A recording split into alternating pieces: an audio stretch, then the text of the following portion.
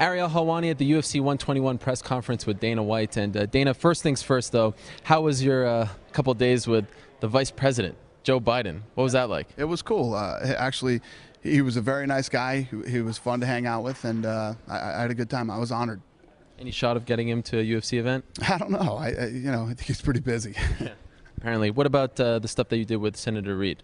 Yeah, it was for both of them. Basically, what happened is these guys called on me to get out and try to get the younger people to vote, and I think it's important that we vote. I don't know if you saw this crazy thing where this ad was going to come out telling Hispanic people not to vote. I mean, that's insane.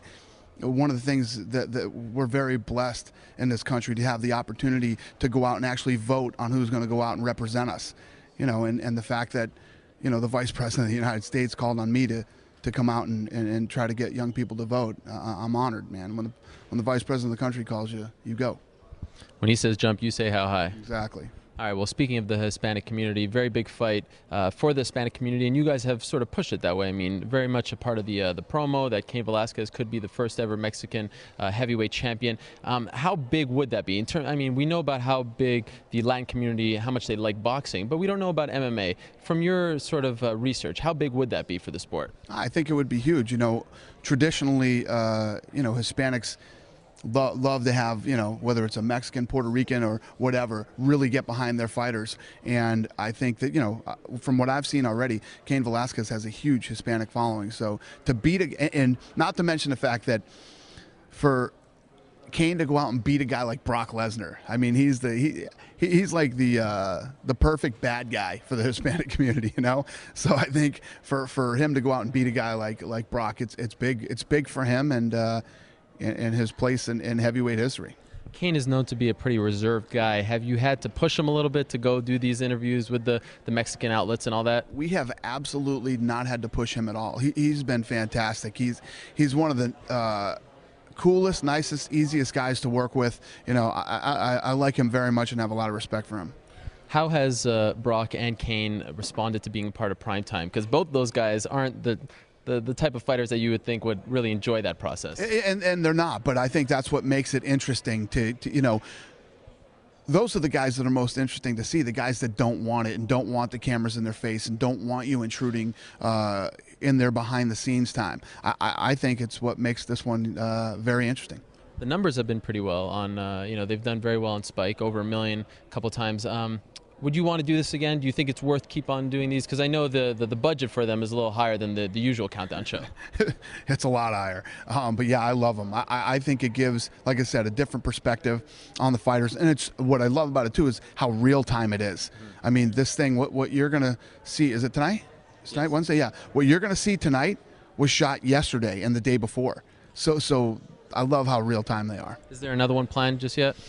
No, we'll get by this fight, and then I'll figure out which one we'll do next. All right, let's talk about Brock quickly. I mean, obviously, when he came back, from his illness to fight Shane Carwin, he talked about how he was a little more humble, different man and all that. Has he resorted to the old Brock Lesnar, or do you still see the same sort of humble Brock Lesnar? Well, I don't know if I'd ever call Brock Lesnar humble. Is he humbler? Yes. Brock Lesnar is one of these guys that he doesn't really like people much. You know what I mean?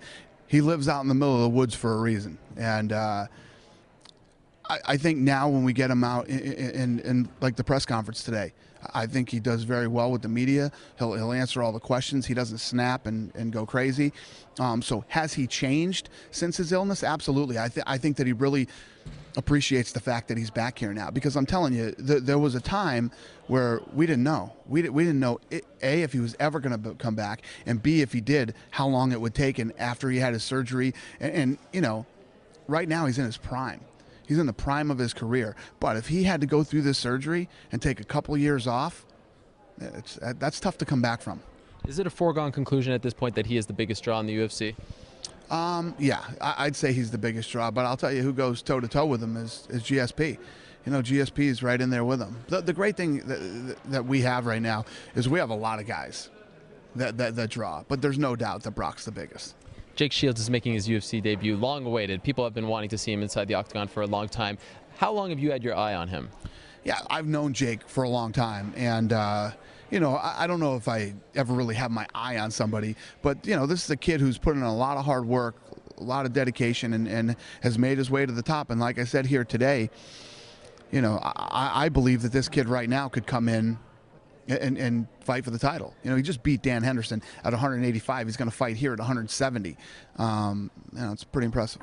Some of his opponents lately have called him a boring fighter. Do you think he's a boring fighter? Yeah, listen, you're always going to have people.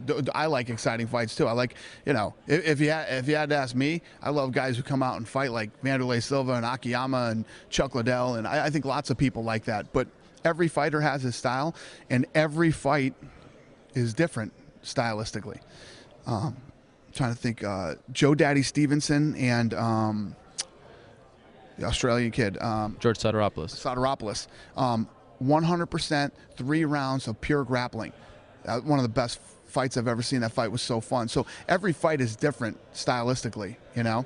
Is it set in stone that if he wins, Jake Shields, he gets the next shot at the title?